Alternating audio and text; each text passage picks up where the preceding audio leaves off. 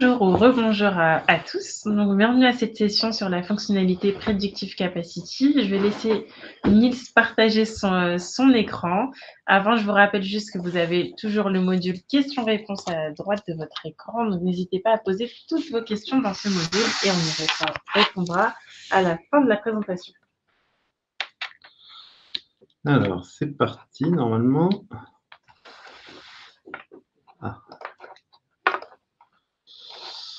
Hop, désolé pour l'effet visuel. C'est bon? Oui, c'est bon. Allez, c'est parti. Alors, Predictive Capacity. Donc, Predictive Capacity, donc ça s'inscrit dans notre offre AIOps, l'extension de Centrion. Donc, il va permettre de débloquer des nouveaux use cases grâce à l'intelligence artificielle, le machine learning. Donc, juste pour dire quelles sont les versions compatibles ou les éditions compatibles, donc c'est compatible avec tout. Quelle que soit votre licence, alors il faut avoir une licence bien sûr, mais quel que soit votre type de licence, vous pouvez utiliser ces services et cette extension AIOps. Donc aussi bien l'IT Edition, Business Edition, MSP Edition, ça marche avec tout. Et ça s'applique évidemment aussi bien à nos clients qui ont un Centrion on-prem qu'à nos clients Centrion Cloud. Donc il n'y a aucune limitation par rapport à ça. Qu'est-ce qui est contenu dans cette extension? 3 fonctionnalités qui sont toutes les 3 à différents stades de développement. Donc la première, c'est anomalie détection. Si vous avez suivi les épisodes précédents, vous êtes probablement familier avec cette fonctionnalité, qui est ce qu'on appelle General Availability, c'est-à-dire que vous pouvez l'utiliser, c'est totalement intégré, il y a une licence qui est associée. Voilà, donc ça fait intégralement partie du produit centré. La deuxième qui va occuper cette session aujourd'hui, c'est Predictive Capacity. Donc là, cette fonctionnalité, sur laquelle on va revenir bien en détail, elle est dans un stade bêta, c'est-à-dire qu'on est dans un stade où on a la fonctionnalité qui marche et on règle les détails avec un certain nombre de clients, de volontaires, pour arriver à la productiser et la rendre générale available. Enfin, la troisième, outlier détection, qu'on n'abordera pas aujourd'hui, mais qui est une sorte de généralisation d'anomalie détection à un ensemble de métriques, pour laquelle, là, on est plus en phase de recherche. Alors, puisque l'objet de la réunion aujourd'hui, c'est Predictive Capacity, donc on va commencer par une petite définition. Donc, Predictive Capacity, dans l'industrie, cette fonctionnalité s'appelle souvent Capacity Planning.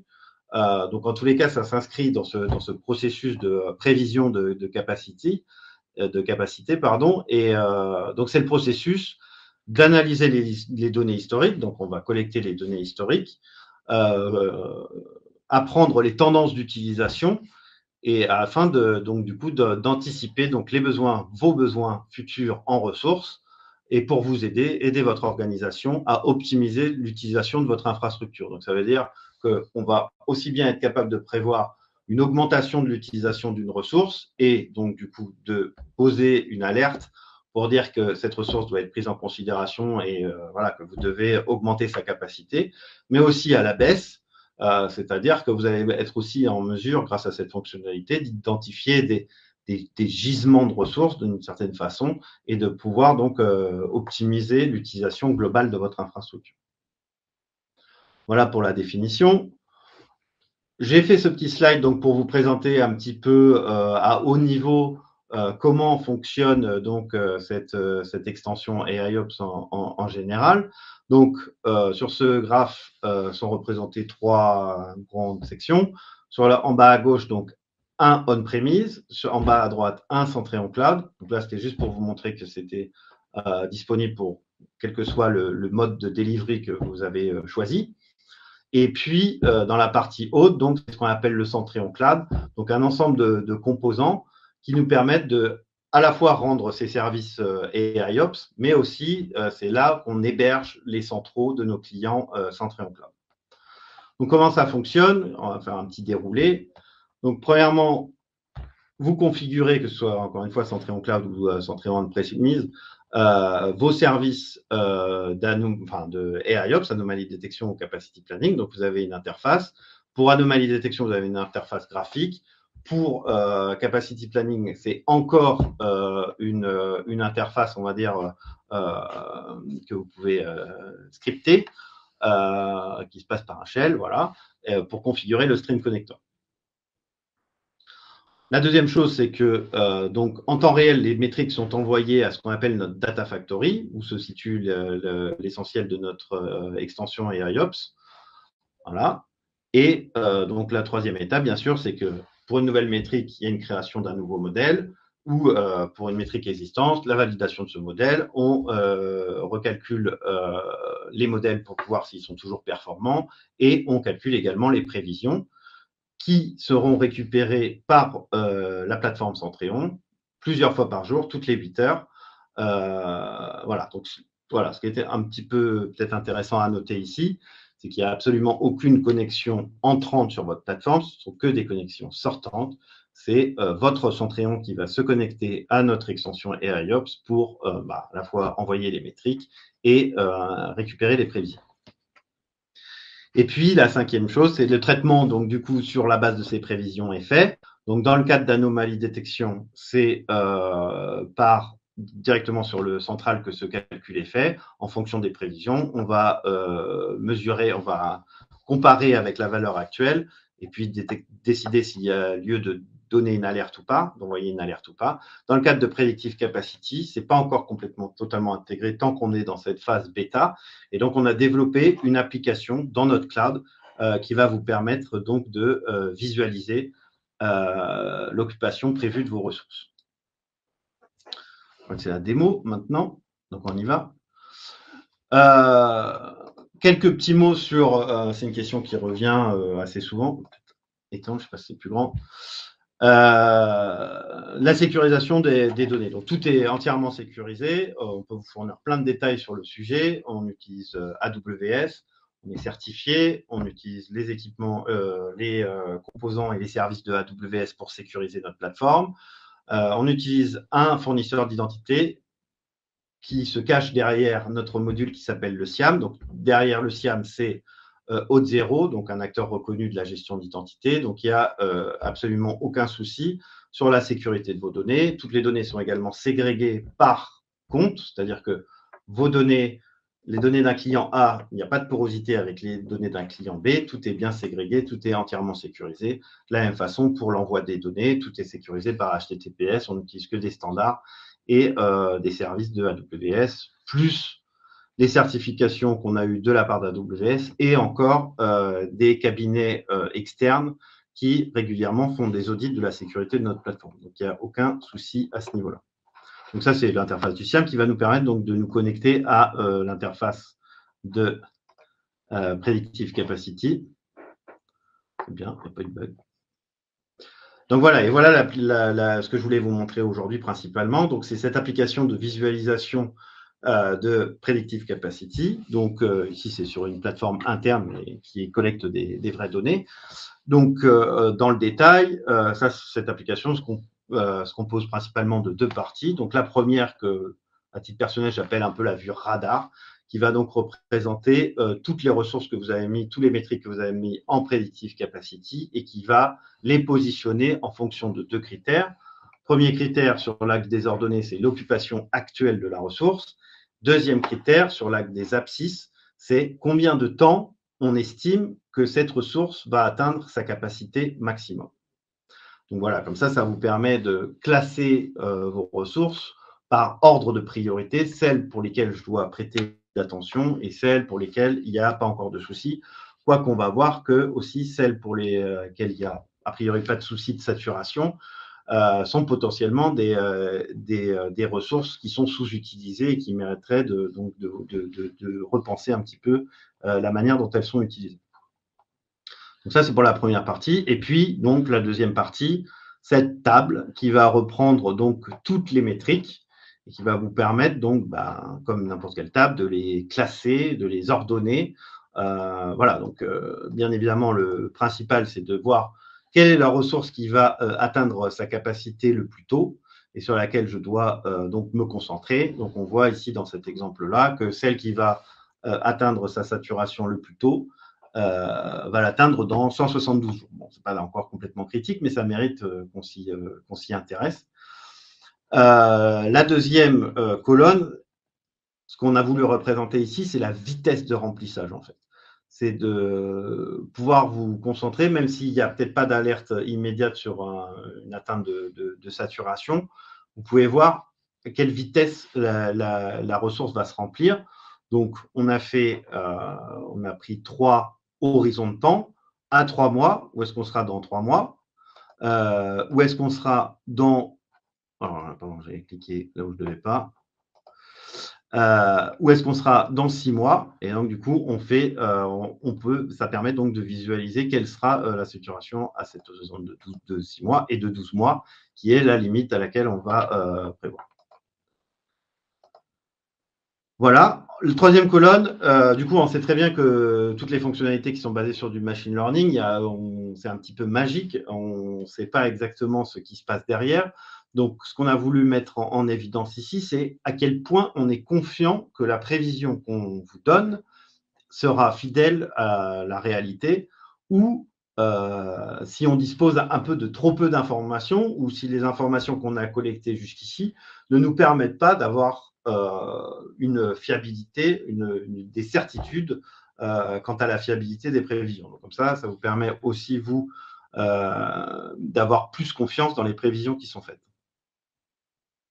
Donc, ça, c'est pour le listing. Et ensuite, bien sûr, toutes les informations relatives à la métrique qui permettent d'identifier la métrique en question. Donc, on a vraiment voulu ordonner les choses comme ça pour directement mettre en avant les informations qui sont les plus importantes, qui sont le nombre de jours avant l'atteinte de la saturation et la vitesse de remplissage. Donc après, si par exemple on regarde presque au hasard des prévisions, on peut aussi développer donc chacune de ces lignes pour avoir donc le graphe qui va nous montrer quelle prévision on fait pour l'occupation de cette ressource. Donc dans ce graphe, 2 parties. La partie bleue qui correspond donc aux métriques qu'on a collectées, à l'historique des métriques qu'on a collectées, et la partie verte donc qui représente notre prévision. Donc là, on voit on détecte un petit peu les débuts de saisonnalité, de tendances qui sont en train de se mettre en place, et on les extrapole sur les 12 prochains mois. De la même manière, je crois que c'est celle-ci, on voit qu'elle est plutôt à la baisse. Donc, même si elle a une utilisation qui est assez importante, on voit que cette utilisation tend à baisser. Donc, c'est peut-être quelque chose aussi auquel on souhaite s'intéresser.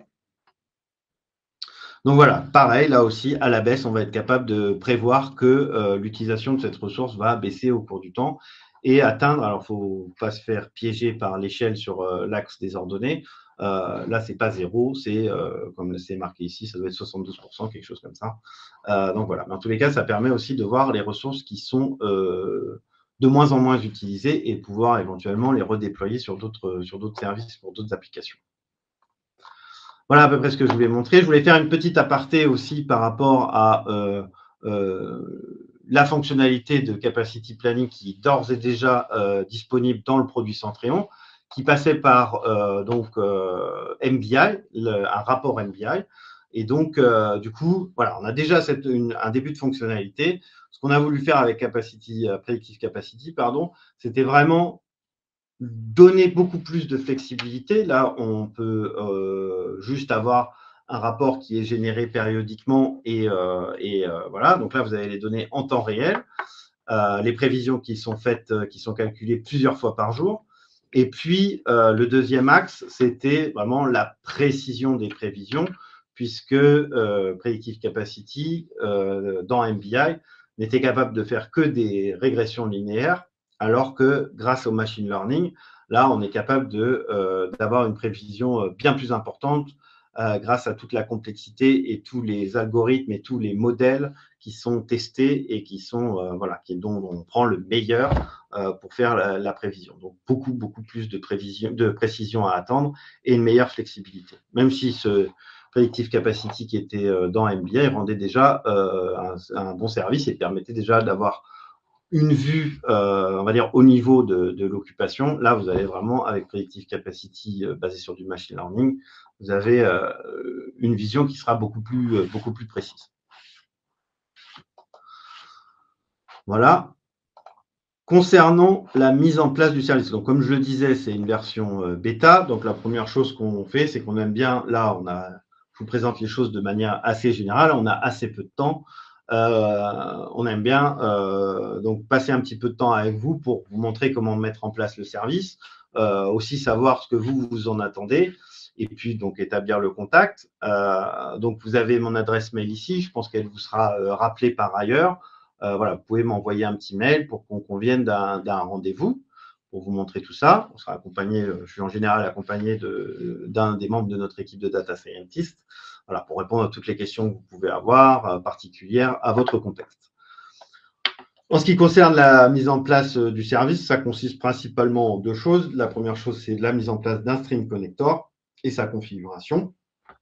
Donc là, je n'ai pas souhaité vous démontrer ça pendant cette session parce que je pense que vous avez probablement déjà eu affaire à un stream connector.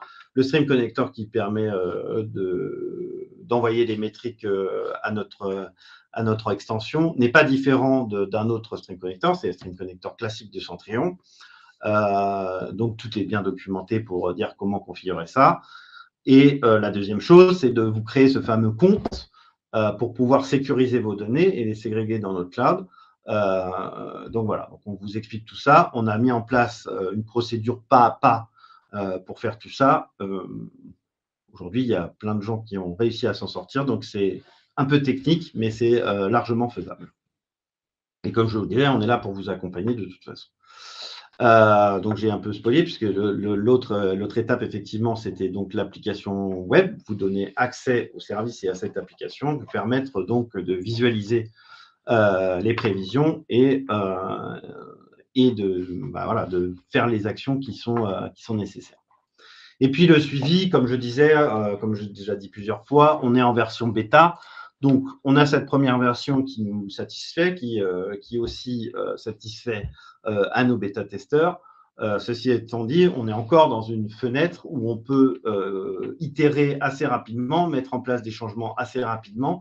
Et donc, on est tout à fait en demande de feedback, de multiplier un peu les contextes, multiplier un peu les use cases pour rendre le service de la meilleure manière qu'il soit, qu'il puisse convenir à tout le monde. Donc, ce qu'on demande en général, c'est d'avoir un contact avec vous de temps en temps, savoir comment fonctionne le service, si vous rencontrez des problèmes, quelles sont les améliorations que vous verriez au service ou les changements ou tous les feedbacks que vous souhaitez nous faire. Donc, voilà, en général, on a un petit meet de 30 minutes toutes les 2 semaines avec nos bêta-testeurs. Ça peut être moins en fonction de vos disponibilités. C'est tout à fait ouvert. Il n'y a pas de règles strictes par rapport à ça. Merci. J'ai fait à peu près le tour. On va passer aux questions. Alors, la première question, c'est justement sur MBA. Est-ce que ce n'était pas fait sur MBA? C'est lorsque tu parlais de l'AIOps extension et tu expliquais ce qu'était la predictive capacity. Donc, je pense que j'ai répondu à cette question donc au cours de la session. Effectivement, donc il y avait déjà une première implémentation donc basée sur les services RRD dans Centrion, dans MBI. Voilà, là, j'espère vous avoir convaincu qu'on est un petit peu passé à un autre niveau en termes de précision des prévisions et en termes de fiabilité des résultats. Prochaine question. Étant un peu en retard sur mes upgrades de version, à partir de quelle version de Centrion et IOPS c'est disponible? Alors, c'est disponible sur toutes les versions qui sont supportées par Centrion. Donc, si je dis pas de bêtises, ça va être la 22.4. Alors, Centrion Cloud est-il obligatoire pour avoir l'extension AIOps? Alors, si la question est de dire, alors c'est comme je disais, c'est disponible pour les Centrion on-prem et les Centrion Cloud indifféremment. Par contre, effectivement, le service, lui, est rendu par notre SaaS ou par notre cloud. Et donc, effectivement, ça, c'est une condition nécessaire. Je vais répondre à la question qui est peut-être sous-jacente, ou en tous les cas qui est régulièrement posée. Est-ce que le service sera un jour disponible on-prem? Pour l'instant, on n'a pas de plan pour rendre ce service disponible on-prem. Pourquoi? Pour plusieurs raisons. La première raison, c'est une question de mutualisation des coûts, en fait.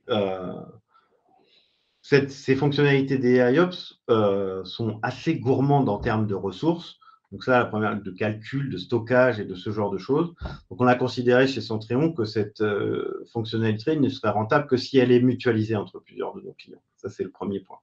Le deuxième aspect des choses, c'est le nombre de composants qui sont en jeu pour rendre le service. Donc, si c'était on-prem, ça voudrait dire que nos clients sont responsables de l'opération de tous ces composants et de tous ces services qui sont nécessaires pour rendre le service final.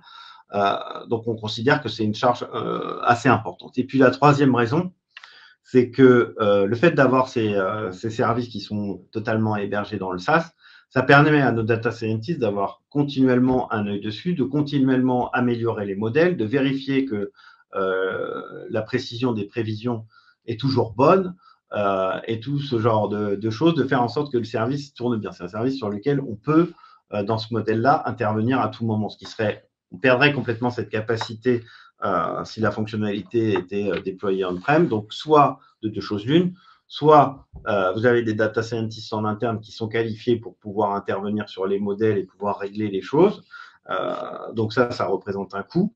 Ou soit vous n'avez pas cette capacité et du coup, très rapidement, enfin assez rapidement, donc la qualité des prévisions se dégraderait et ce serait assez difficile de maintenir un niveau de qualité constant. En termes de licence, ce module sera-t-il disponible sans coût prévisionnel? Alors, non. Aujourd'hui, la manière dont on a décidé de délivrer ce service dans Centrion, c'est sur un modèle freemium qu'on appelle freemium. Alors, ça ne s'applique pas tout de suite à Predictive Capacity, pardon, parce qu'on est en mode bêta, donc on est ouvert là-dessus.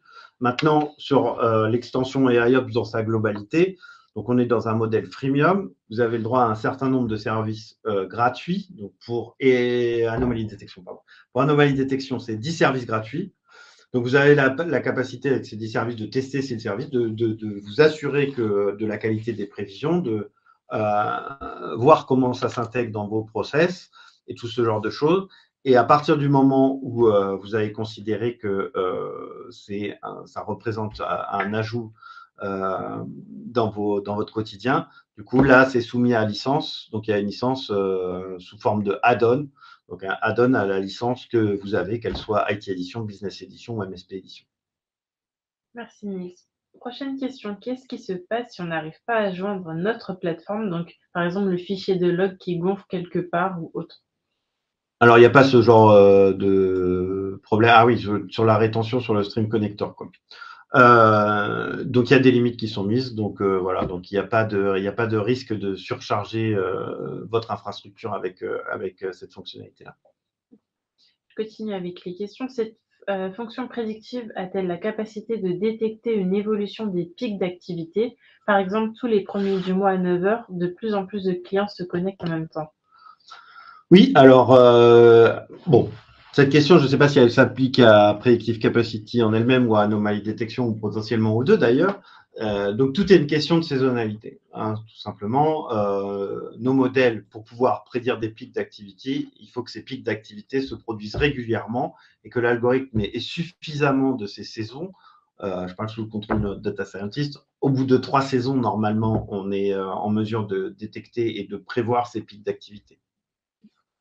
Alors, j'essaie de poser les questions auxquelles on n'a pas répondu. Donc, est-ce qu'on peut générer des notifications prédictives sur ces métriques ou c'est seulement en mode dashboard? Alors, pour l'instant, c'est seulement en mode dashboard et c'est vraiment aussi sur ce genre de choses pour lesquelles on a des idées qui ne sont pas encore totalement arrêtées, pour lesquelles on a besoin de vous et de votre concours pour savoir quelle serait la meilleure manière de l'intégrer dans Centrion, de l'intégrer dans vos process. Et je parle notamment ici de processus d'alerting.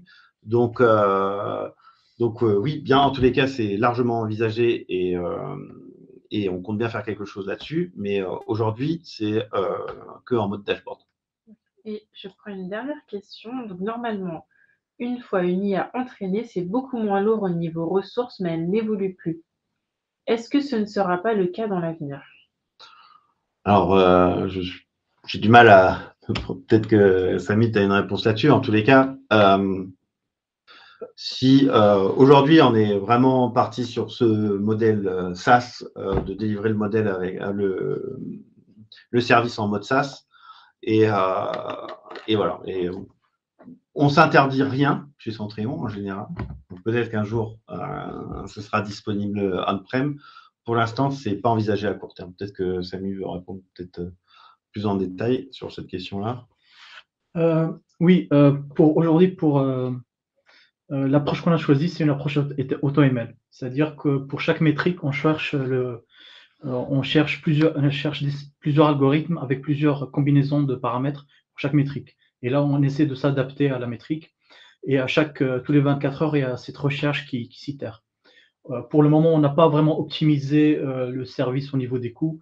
On a cherché de donner la meilleure prédiction possible. Mais voilà, donc on essaie tous les 24 heures, le meilleur modèle est recherché et la prédiction sont updatées toutes les 24 heures. Voilà. Merci à tous pour toutes vos questions. Merci à Nils et aussi à Samy pour cette présentation et merci d'avoir répondu à toutes les questions des participants. Donc, je vous rappelle l'agenda pour ceux qui sont encore connectés. Donc, à 16h30, il vous reste encore 2 sessions auxquelles vous pouvez participer.